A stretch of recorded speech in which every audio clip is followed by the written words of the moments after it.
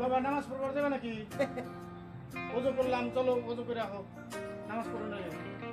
আব্বা আব্বা মাই ড্যাডি, আপনি তো আমার কি এখনো নামাজের বয়স হয়েছে? মাই ড্যাডি, এখন আমার নামাজের বয়স হয় নাই, আমি এখন নামাজ পড়তে যাব না আব্বা। এত বড় ডাঙ্গুর বলা নামাজের বয়স বলে এখন হয় নাই আব্বা।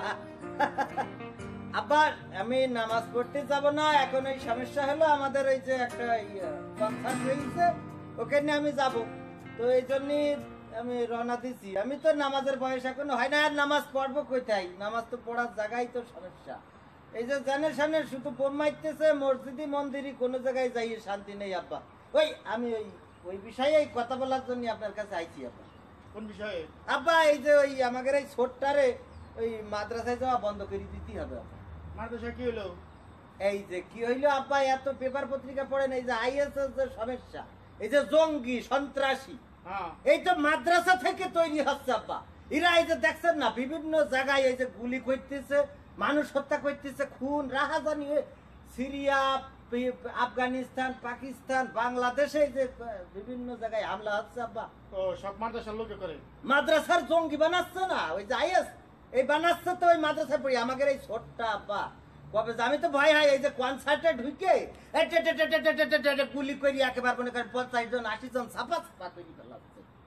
এখন আমাদের কনসার্টে কবে যে গুলি করে আর আমি যে একেবারে ঠাস করে চলে যাই, আমার মনে হয় নামাজের বয়স হওয়া তোকে আমি পৌঁছাইতে পারবো না আব্বা। এটা তো তোমার ছোট ভাইয়ের লেখাপড়া বন্ধ করার বুদ্ধি না আব্বা? না, এটা আমাদের ভালোর জন্য আব্বা। আপনারে তো ভালো কথা কইলে আপনি তো বিশ্বাস করবেন না, কারণ আপনার তো বিশ্বাস অন্ধবিশ্বাস। ওই আপনার ছোট ছেলে কবে দেখা যাবে যে বোম নিয়ে আইসি খাটের তলে রেখে ঠাস করে দেবে, উড়ি যাবেন, আপনি উড়ি যাবেন, আমি উড়ি যাবো। এখন ওই আপনি ওর মাদ্রাসাটা বন্ধ করেন, তা না হলে আমাদের এই নিরাপত্তা নেই। এই ছোট খোকা কাছে শুই না নই, শুই না যদি মিথ্যা হয় তাহলে তোমার খবর আছে। আপনি যাইলে ওই মাদ্রাসার পোলাপানে জঙ্গি হয় না, ওই যে কলেজের ভার্সিটির পোলাহানের জঙ্গি হয়, ওর কাছে শুনলি পাওয়া ছোট খোকারে আমি খুঁজে দেখি কোনে আছে। এই তো হইল সমস্যা, আপনার তো মগজ ধুলাই করিয়েছে। এখন আমার এই যে সত্যি কথা, বিজ্ঞান যুক্তিপূর্ণ কথা, আপনার বিশ্বাস হবে না। আপনি যান চাইয়ে ওর কাছ থেকে সব এই যে জঙ্গি হচ্ছে ও হইয়াছে কিনা আমার সন্দেহ হয়। ওকে, থ্যাংক ইউ। ছোট খোকা, ও ছোট খোকা, বিশ্বাস করতে চাই না। একটা কথা কলি যে এই কথাটা মানে কি হইয়াছে আল্লাহ সেই ভালো। কবে যে কনসার্টের মধ্যে ঠাস ঠাস করে গুলি করে।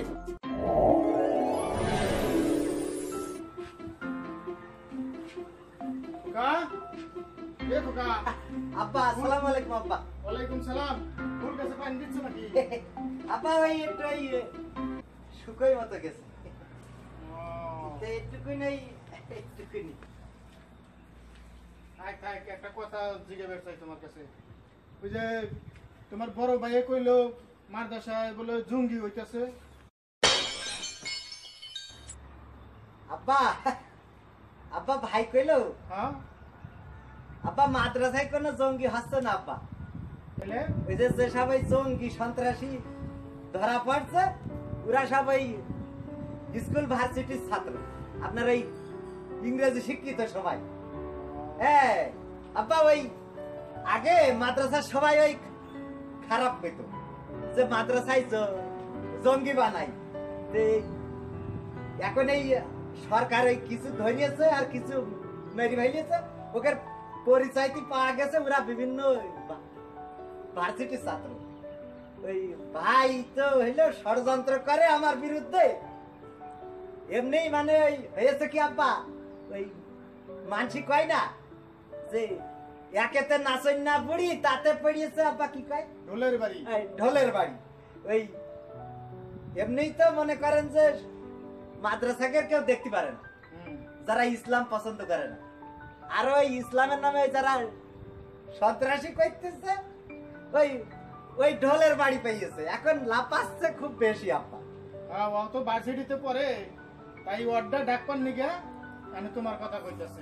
আব্বা ভয় হইলো আমার দিয়ে ভয় নেই, কারণ আমি কুরআন হাদিস বুঝি, কুরআন হাদিসই কোন জঙ্গির স্থান নেই। সন্ত্রাসবাদে ইসলাম পছন্দ করে না। এই কুরআন হাদিস যারা বোঝে না ওদের ওই অল্প স্বল্প বুঝাইয়ে এইসব কাজ করাচ্ছে। আমার ভয় হইলো আব্বা আপনি ওই ভাই একটু দেখে শুনে রেখেন, ওই ভাই বলো ওই কবে ওই সন্ত্রাসী হয়ে যেতে পারে। আর যদি ওই 10 দিনের বেশি নিখোঁজ হয়ে যায় তাহলে থানায় যে রিপোর্ট করতে হবে না, কারণ ওই নিখোঁজ হয়ে যাচ্ছে পরে সন্ত্রাসী জঙ্গি হয়ে ফিরে আসতেছে লাশ হইয়া হামলা করার জন্যই ওই বিভিন্ন জায়গায় অ্যাটাক করতেছে আব্বা।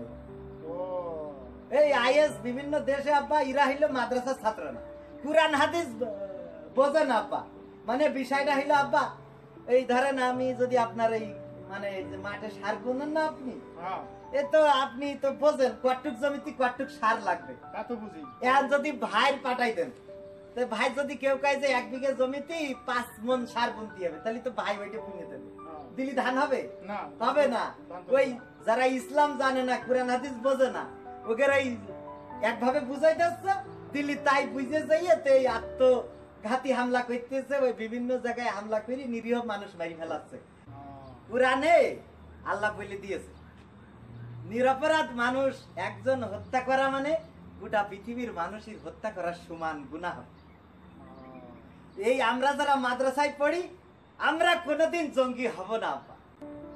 আমরা সত্যের পক্ষে কাজ করব, আদর্শের পক্ষে কাজ করব।